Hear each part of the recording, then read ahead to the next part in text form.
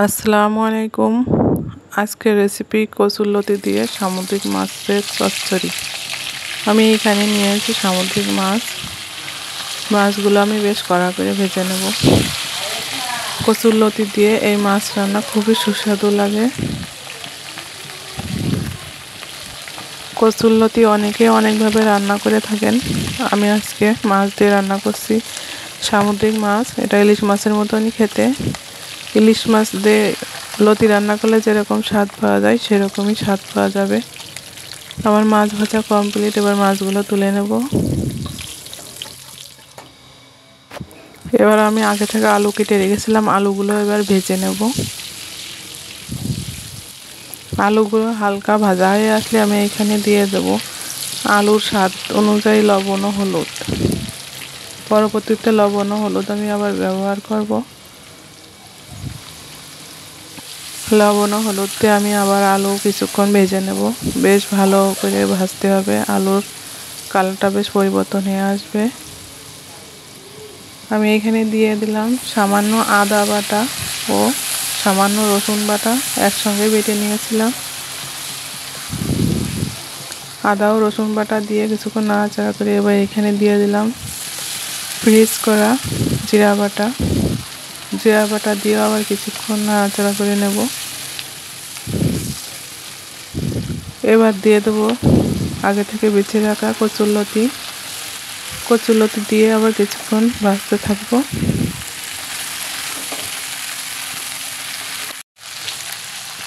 এবার দিয়ে দেবো এখানে কাঁচা ঝাল ও পেঁয়াজ কুচি। পেঁয়াজের পরিমাণটা একটু বেশি দিতে হবে, তাহলে এই লতি রান্নাটা একটু মিষ্টি মিষ্টি লাগবে, খুবই সুস্বাদু হবে খেতে। এবার পেঁয়াজ ও ঝাল দিয়ে বেশ কিছুক্ষণ নাড়তে থাকবো। এবার দিয়ে দেবো স্বাদ মতো লবণ ও হলুদ। আমি আগে থেকে যেহেতু লবণ ও হলুদ দিয়েছি, এজন্য পরিমাণ মতন এখানে আবার হলুদ লবণ দিয়ে দিলাম। আমার লতি ও আলু ভালোভাবে ভেজে নেওয়া হয়ে গিয়েছে। এবার পরিমাণ মতো পানি দিয়ে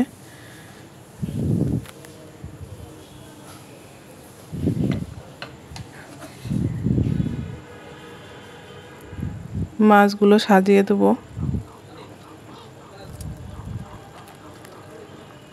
মাছগুলো বেশ ভালোভাবে সাজিয়ে ঢাকনা দিয়ে ঢেকে দেব।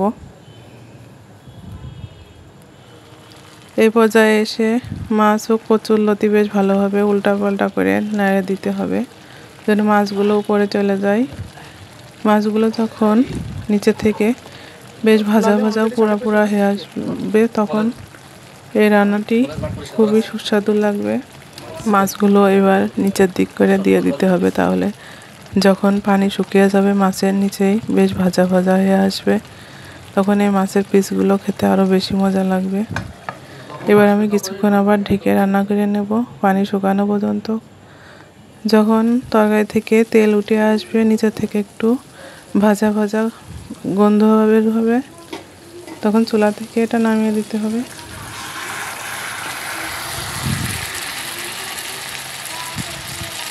এখানে বেশ নিচে থেকে দেখুন প্রচুর তেল বেরিয়ে এসেছে।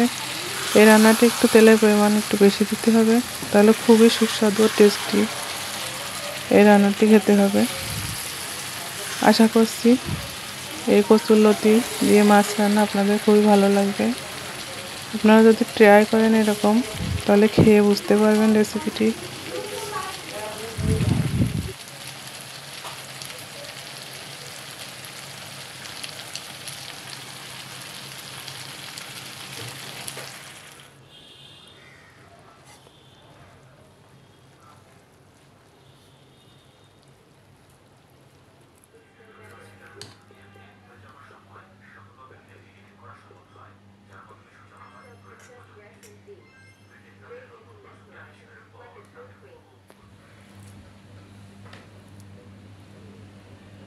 It's February.